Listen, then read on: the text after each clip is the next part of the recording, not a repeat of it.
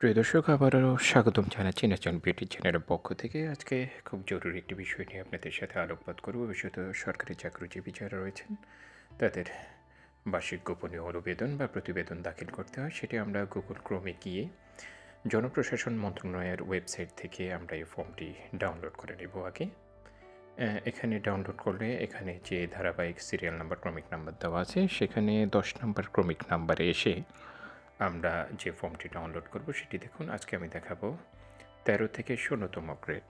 এই গ্রেডের যারা চাকরিতে কর্মরত রয়েছেন যে কোনো অধিদপ্তর মন্ত্রণালয়ে তাদের এই ফর্মটি ফিল আপ করতে হয়। আমি ইতিপূর্বে ডাউনলোড করেছি, যে কারণে আর দ্বিতীয়বার ডাউনলোড করছি না।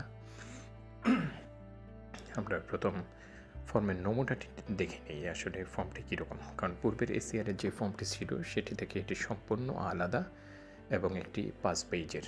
দেখেন, প্রথম একদম সম্পূর্ণ সাদা, পূর্বেরটি নীল কালারের ছিল, এখন সাদা রঙের এবং 5টি পেজে। যদিও এখানে আমাদের প্রথম 2টি পেজেই আমাদের কাজ করতে হয়, বাকি পেজের যে অংশগুলো আছে সেটি ঊর্ধ্বতন কর্তৃপক্ষ তাদের সুবিধা মতো তারা ফিল আপ করে গোপনীয়ভাবে এটি দাখিল করবেন। তো আমরা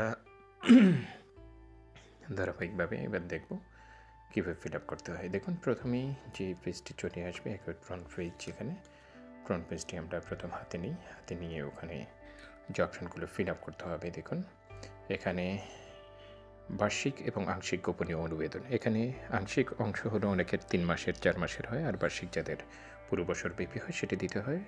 এখানে 1 জানুয়ারি 24 থেকে 31 ডিসেম্বর 24। প্রথম নিজের নাম স্পষ্টভাবে বাংলা অক্ষরে লিখতে হবে এবং সম্পূর্ণ কর্মচারীর স্বহস্তে পূরণ করতে হবে। তারপরে ইংরেজিতে নাম, তারপরে পদবি, সহকারী শিক্ষক এবং সবার পিন নাম্বার যেটি আছে সেটি, গ্রেড, বেতন স্কেল 11,000 থেকে 26,590 এবং কর্মস্থলের যে বিদ্যালয়ের নামটি সেটি দিতে হবে। সাথে ঠিকানাটি দিয়ে দিলে আরও ভালো হয়, এবং জাতীয় পরিচয় নম্বর বা এনআইডি যে নাম্বারটি রয়েছে সেই এনআইডি নাম্বারটি এখানে আমরা বসিয়ে দেব। তাহলে একেবারে ফ্রন্ট পেজের যে কাজটি সেটি সম্পন্ন হলো। এবার আমরা দ্বিতীয় পেজ, এখানে প্রথম অংশ, এখানে স্পষ্টভাবে লেখা আছে কী কী দাখিল করতে হবে।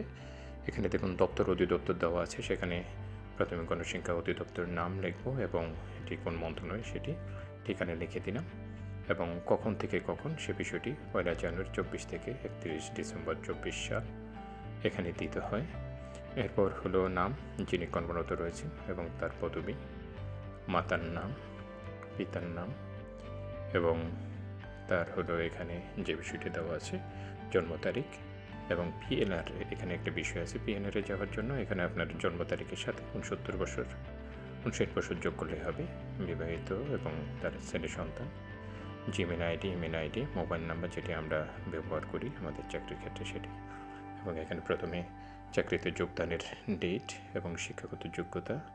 এখানে আরেকটি বিষয়, এখানে দেখেন অনুবেদনকারী বলতে যিনি, যার অধীনে আপনি চাকরি করছেন তিনি প্রধান শিক্ষক বা ভারপ্রাপ্ত প্রধান শিক্ষক হতে পারেন, তার তথ্য এখানে দিতে হবে, তার এখানে কতদিন যাবত আপনি আছেন সেটি, এবং প্রতি স্বাক্ষর মূলত সহকারী শিক্ষা অফিসার, যদি সেখানে না থাকে তাহলে শিক্ষা অফিসার যদি দায়িত্বে থাকেন তার তথ্যগুলো এখানে দিতে হবে, তার অধীনে কত সাল থেকে কত সাল, কত তারিখ থেকে কত তারিখ। এখানে আমরা যে কাজটি করব সর্বশেষে এসে 31 ডিসেম্বর 2024 সাল দেব, এবং 13 এবং 14, 15 নম্বরে এখানে যাদের ক্ষেত্রে প্রযোজ্য তাদেরই শুধু দিতে হবে, নতুবা এখানে প্রযোজ্য না হলে সেখানে প্রযোজ্য নয়, এবং যদি প্রযোজ্য হয় সেখানে প্রমাণসহ সেই জিনিসগুলো এখানে দিতে হবে, এবং নিচে এসে অনুবেদনাধীন কর্মচারীর স্বাক্ষর, পদবি এবং পিন নাম্বার দিতে হয়। এবার আমরা তৃতীয় পেজে চলে আসবো। তৃতীয় পেজে এসে সম্পূর্ণ যার অধীনে আমরা কর্মরত রয়েছে তাকে দিয়ে এটি পূরণ করতে হবে। তবে এখানে যে ঘরটি রয়েছে এখানে 2, 4, 6, 8, 10 এখানে নাম্বার, এবং হলো ব্যক্তিগত বৈশিষ্ট্য এবং কর্মসম্পাদন, দুটির আলোকে এক একটির অধীনে প্রথমটিতে আছে 4টি, পরবর্তীতে আছে 6টি।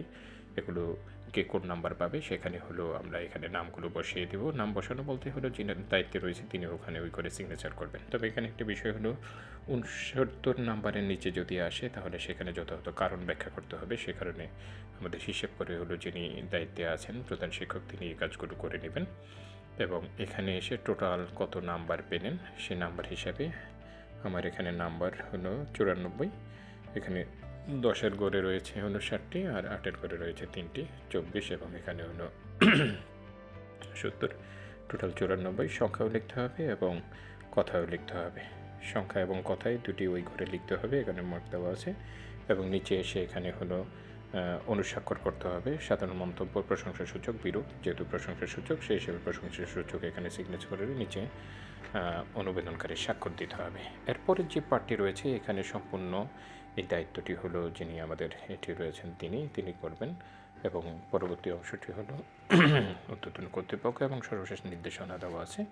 এভাবে এক এক করে আমরা হলো এই বছরের যে এসিআরের নতুন ফর্মুলা সেভাবে ফিল আপ করতে হবে এবং এভাবে জমাদান করতে হবে। তো আশা রাখি ভিডিওটি সবার ভালো লেগেছে এবং সবাইকে আবারও ধন্যবাদ।